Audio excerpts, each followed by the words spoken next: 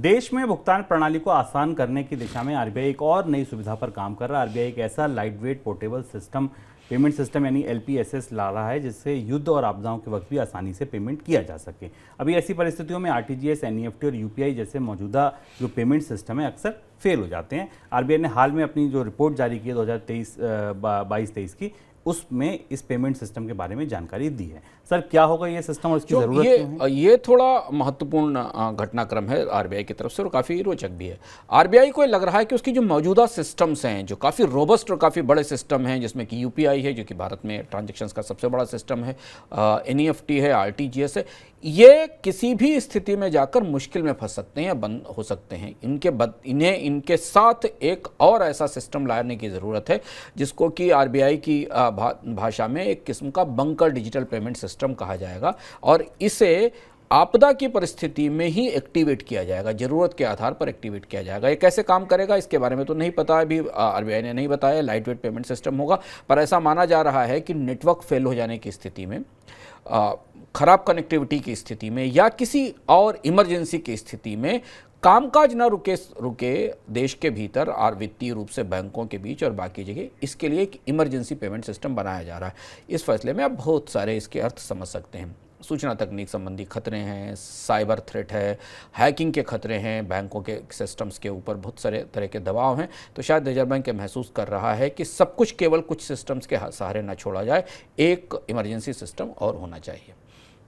College में अपने बच्चों के एडमिशन के लिए पेरेंट्स गोल्ड लोन की ओर रुख कर रहे हैं। दरअसल एजुकेशन लोन के लिए अभिभावकों को काफ़ी परेशानी का सामना करना पड़ रहा है, जबकि गोल्ड लोन आसानी से मिल जा रहा है। बड़ी बात यह है कि जब एजुकेशन लोन है तो गोल्ड के जरिए लोन लिया क्यों जा रहा है? सर, क्या वजह है इसकी?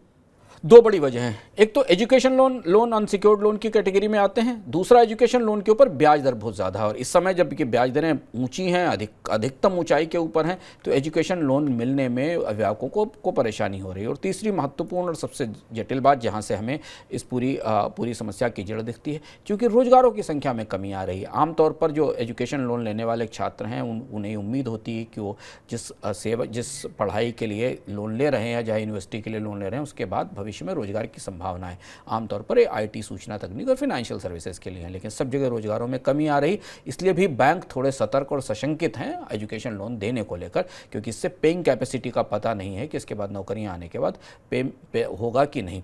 ऐसी स्थिति में अभिभावकों ने सोने का इस्तेमाल, गोल्ड का इस्तेमाल करना शुरू कर दिया, जो आमतौर पर सेफ है और बैंक के लिए भी कोलेट्रल के तौर पर इस्तेमाल होता है, क्योंकि बैंकों के पास सोना लेकर गए और उसके बदले लोन ले लिया, जो कि नॉर्मल गोल्ड लोन की प्रक्रिया है। पर गोल्ड लोन की प्रक्रिया पहले से चल रही थी। बच्चों की पढ़ाई के लिए घर के सोने को गिरवी रखकर लोन लेने की प्रक्रिया में ताजा हाल फिलहाल में बढ़ोतरी हुई है। दूसरी एक और महत्वपूर्ण चीज़ ये है कि चूंकि बाजार में ब्याज दरें ज़्यादा हैं, अगर बैंक किसी परिवार को उसके बच्चे की पढ़ाई के लिए लोन भी दे रहा है तो उसकी ब्याज दरें भी काफ़ी ज़्यादा हैं।